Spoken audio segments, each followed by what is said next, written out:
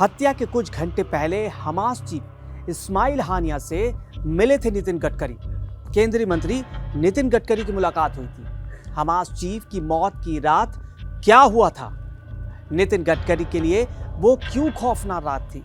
वो क्यों चौंक गए थे? हानिया की हत्या की खौफनाक दास्तान नितिन गडकरी ने सुनाई। कैसे हुई ये मुलाकात? कितनी देर चली मुलाकात? और फिर उस मुलाकात के कितनी देर बाद मारा गया हमास चीफ? खुद गडकरी ने इसका खुलासा किया है। तेहरान में एक बेहद ही सुरक्षित माने जाने वाले आर्मी कैंपस में उन्हें उड़ा दिया गया था।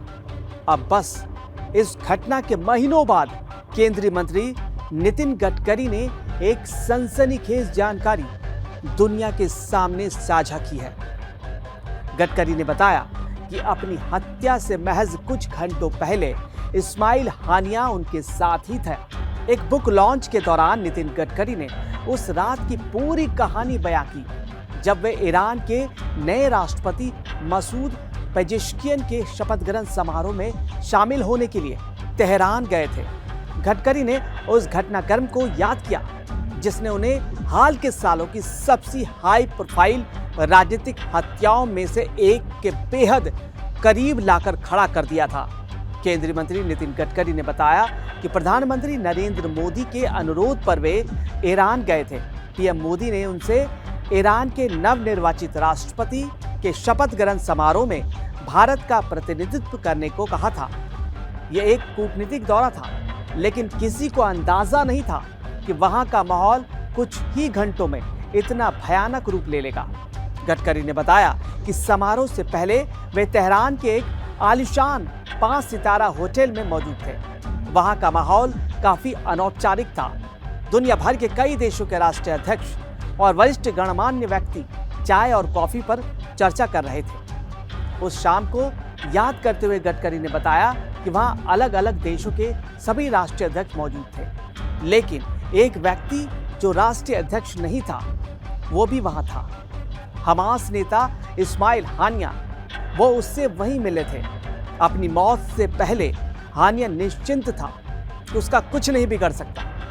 वो अंतर्राष्ट्रीय नेताओं के बीच था, बड़े बड़े कद्दावर नेताओं के बीच में था, और ईरान की सबसे कड़ी सुरक्षा व्यवस्था के भरोसे वो वहां घूम रहा था। उसे पूरा भरोसा था कि इजराइल क्या, दुनिया की कोई भी सुरक्षा एजेंसी इसे भेद नहीं सकती। गडकरी और हानिया एक ही हॉल में मौजूद थे, शायद एक दूसरे से कुछ ही दूरी पर थे। पेजेश्कियन के शपथ ग्रहण समारोह के बाद नितिन गडकरी अपने होटल वापस आ गए, लेकिन असली ड्रामा अभी होना बाकी था। देर रात शुरू हुआ नया असली ड्रामा। गडकरी ने बताया कि शपथ ग्रहण के बाद वो अपने होटल वापस लौट गए। सब कुछ सामान्य चल रहा था, लेकिन तड़के करीब 4 बजे भारत में ईरान के राजदूत उनके पास आए। वे काफी घबराए हुए थे, डरे हुए थे, और उन्होंने गडकरी से कहा कि हमें अभी निकलना होगा। तो गडकरी ने हैरानी भरे लहजे में, चौंकाने वाले लहजे में पूछा, क्या हुआ, इतनी जल्दी क्यों? तब राजदूत ने उन्हें खबर दी जिसने पूरी दुनिया में हड़कंप मचा दिया। उन्होंने कहा कि हमास चीफ की हत्या कर दी गई है। गडकरी स्तब्ध रह गए। उन्होंने पूछा, ये कैसे हुआ?